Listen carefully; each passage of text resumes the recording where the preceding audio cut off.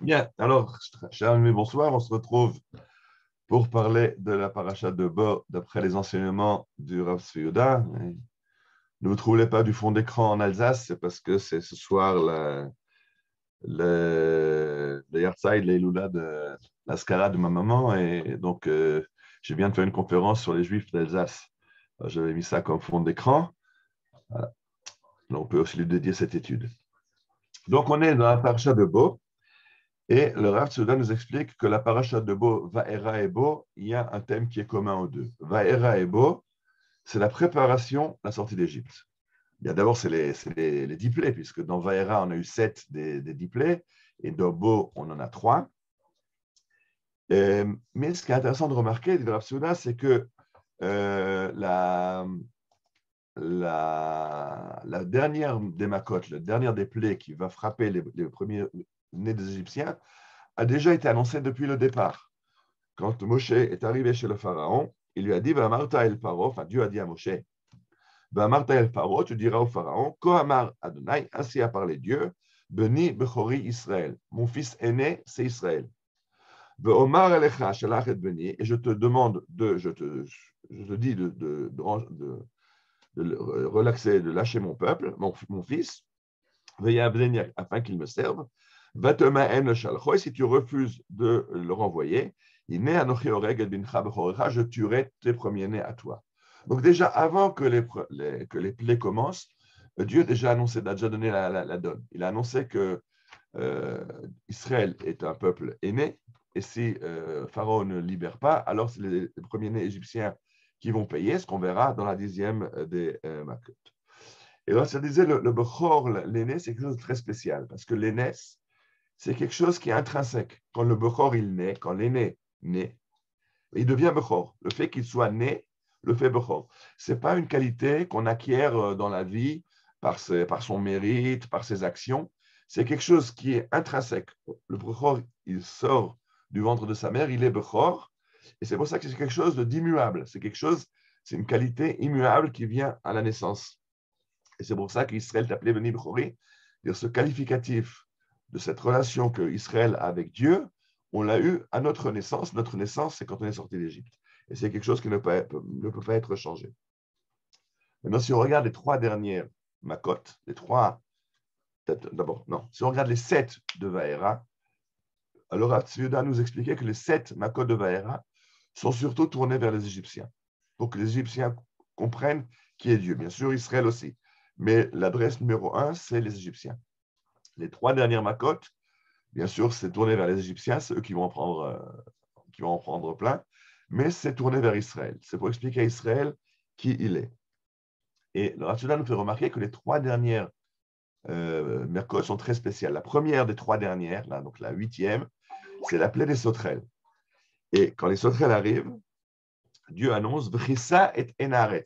Ils vont couvrir la terre, ils vont couvrir le ciel, il y aura un nuage de sauterelles et on ne verra plus de soleil. Donc, la plaie des sauterelles est déjà une plaie de ténèbres. Mais pas des ténèbres parce qu'il n'y a pas de lumière, mais des ténèbres parce que la lumière est obscurcie, parce qu'il y a un vol épais de sauterelles qui cache le soleil. Donc, il n'y a plus de lumière parce que les sauterelles cachent la lumière. La plaie d'après, ça va être la plaie des ténèbres où vraiment il n'y a pas de lumière. La lumière disparaît, pas qu'elle est obscurcie, il n'y a plus de lumière du tout. Et la dernière, la Makat Horot, c'est carrément la mort des premiers-nés. Et dit le Rav Tzvi Yehuda, c'est pour expliquer qu'on est en train de créer quelque chose de nouveau. Dieu est en train de créer le peuple d'Israël, Beni Bechori, ce peuple premier-né. Et pour ça, il faut en finir avec ce qui préexistait. Quand Dieu a créé le monde, à la création du monde, il a dit Vayehi or, Vayomer Elohim yehi or. Avant qu'on nous dise ce que Dieu a créé le premier jour, le deuxième jour, on nous dit d'abord que Dieu a créé la lumière.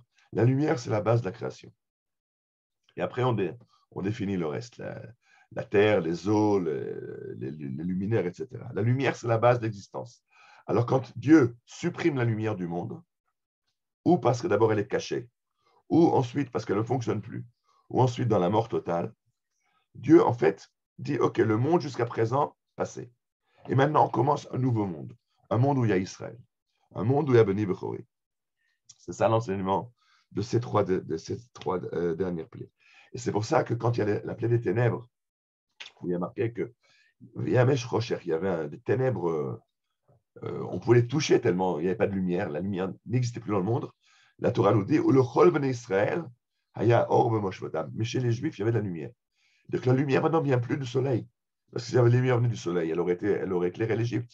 Le soleil s'est éteint, mais Am Israël, il a sa lumière intrinsèque. Il diffuse une lumière qui fait que chez lui, il y a de la lumière. Donc, on est en train de créer quelque chose, je m'excuse, je suis un petit peu enroué, de tout à fait nouveau. Et c'est pour ça que, une fois que Dieu est en train de créer quelque chose de tout à fait nouveau, qui s'appelle l'Am Israël, il va leur donner une mitzvah, Chodesh Azelachem Rosh Chodashim. Il va donner la mitzvah de Rosh Chodesh, qui est la première mitzvah de la Torah. Et Rachid déjà nous avait enseigné dans Bereshit que la Torah aurait dû commencer avec cette mitzvah-là, parce que c'est le début des mitzvot. C'est le début de la Torah, en fait. Maintenant, on peut commencer la Torah. Jusqu'à maintenant, on était dans la préhistoire. Maintenant, on commence la Torah avec Achodesh Azelachem, la première mitzvah qui est donnée à Israël. Mais dit le Rav Tzviuda, si on donne cette mitzvah à Israël, alors on a créé quelque chose de nouveau qui s'appelle les Bechorot, le fait qu'Israël est le peuple aîné. Et c'est pour ça que tout après, Vaidaber Adonai el Moshe lemor, Kadesh li kol bechor, Peter kolchem Israël, Dieu dit à Israël, vous me sanctifierez tous les premiers-nés, de vous-même, des humains ou des troupeaux. Donc, la qualité de Bechor, elle a une kedusha, elle a une sainteté intrinsèque. Il y a une mitzvah de sanctifier le Bechor, que ce soit chez les humains, chez les Juifs, on a cette mitzvah que vous connaissez que Pidion Bechor, qu'on doit racheter le premier-né au Kohen. Et si c'est un animal, il faut l'offrir comme sacrifice au temple. Donc il y a une kedusha du Bechor. Et juste après, nous avons enseigné la kedusha du Bechor. La Torah nous dit, et ce sera quand Dieu t'aura amené dans le pays des Cananéens, des Chétites, des Émorites, etc. C'est-à-dire qu'une fois qu'on a cette nouvelle création qui s'appelle le peuple d'Israël, qui est venu Bechori, alors il lui faut une terre où se réaliser. Parce que jusqu'à présent, on était des individus. Abraham, Yitzhak et Jacob étaient des individus. Maintenant qu'on est un peuple a besoin d'une terre. Donc, dès qu'on a été créé, Dieu nous dit, vous allez quitter l'Égypte et vous allez sur votre terre. C'est donc l'aboutissement de cette libération qui va se passer. Et juste après qu'on ait reçu des mitzvot, parce qu'on est maintenant un peuple, et que Dieu nous annonce qu'on va aller sur une terre, il nous ajoute encore une autre mitzvah. Ve'aya, lecha le'ot al yadcha, ou le totafot ben enecha, la mitzvah des tefilin. Tu mettras les tefilin comme signe du fait que tu es sorti d'Égypte. Alors, apparemment, ce n'est pas le fondement de la mitzvah. Quand tous les décisionnaires de la halakha nous disent qu'il y a une mitzvah de mettre les tefilin, ils ne l'apprennent pas de ce verset-là. Ils l'apprennent du Kriyat Shema qui est dans le livre de Devarim. Mais pourquoi c'est marqué ici? Le Rav Tzviuda nous dit parce que le tefilin qu'on met sur la tête, c'est notre couronne de laurier. Un esclave libéré dans le monde antique, quand on avait un esclave et qu'on le libérait, il portait une couronne de laurier. Et dit Rav Tzviuda, notre couronne de laurier, c'est les tefilin. C'est-à-dire que la Torah nous a libérés maintenant d'Égypte, et la Torah nous rappelle qu'on a été libérés d'Égypte en fonction d'une fonction. Et notre fonction, c'est de diffuser le message de Dieu au monde. C'est pour ça que quand on quitte l'Égypte, on met les tefilin, pour nous dire, voilà, vous avez été libérés, vous avez votre couronne de laurier, mais ce n'est pas une couronne de laurier en laurier, comme dans le monde antique, c'est une couronne de laurier divine, comme Dieu vous a dit de le faire comme ça et comme ça, en lanière de cuir avec les versets de la Torah, pour dire, vous n'êtes plus les esclaves du Pharaon, vous êtes les esclaves de Dieu avec un rôle à remplir. Donc c'est ça ce qui se passe dans cette paracha. On est devenu Beni Bechori, le peuple qui est le fils aîné. Toujours le fils aîné, c'est celui qui a une responsabilité par rapport à ceux qui vont venir après. Donc le peuple juif a une responsabilité par rapport au monde entier, à toutes les nations. Et si on a on a été créé comme peuple, alors on reçoit des mitzvot, Kiddush HaChodesh, alors on reçoit la promesse d'une terre où on doit se rendre, Eretz Israël, et alors on reçoit une mitzvah de tefilin pour nous rappeler d'un côté qu'on a été libéré, on le dit dans un tas de mitzvot, il faut se rappeler Zecher l'Yetziat Mitzrayim, qu'on est sorti d'Égypte, mais comprendre pas que seulement le fait qu'on est sorti dans le passé, mais qu'on sort pour remplir un rôle dans le futur. Et Rav Tzviuda faisait remarquer que dans tous les versets qui racontent la sortie d'Égypte, on a des versets au passé. Vayetsu, ils sont sortis. Vayachanu, ils ont campé. Vayomru, ils ont dit, tout est au passé. Jusqu'à ce que la semaine prochaine, dans la parasha de Beshalach, il y aura un verbe qui sera au présent. Ubene Israël yotzim Beyad Rama. Et le peuple d'Israël sort la main haute. Et ça, c'est au présent. Dit le Rav Tzouda, parce qu'il faut comprendre tout le reste des événements qui se sont produits dans l'histoire. Mais la sortie, c'est une sortie qui continue jusqu'aujourd'hui.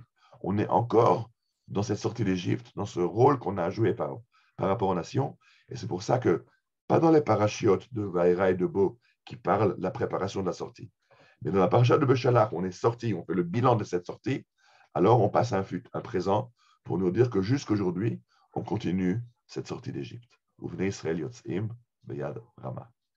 Voilà, je vous souhaite un excellent Shabbat. Je vais couper l'enregistrement.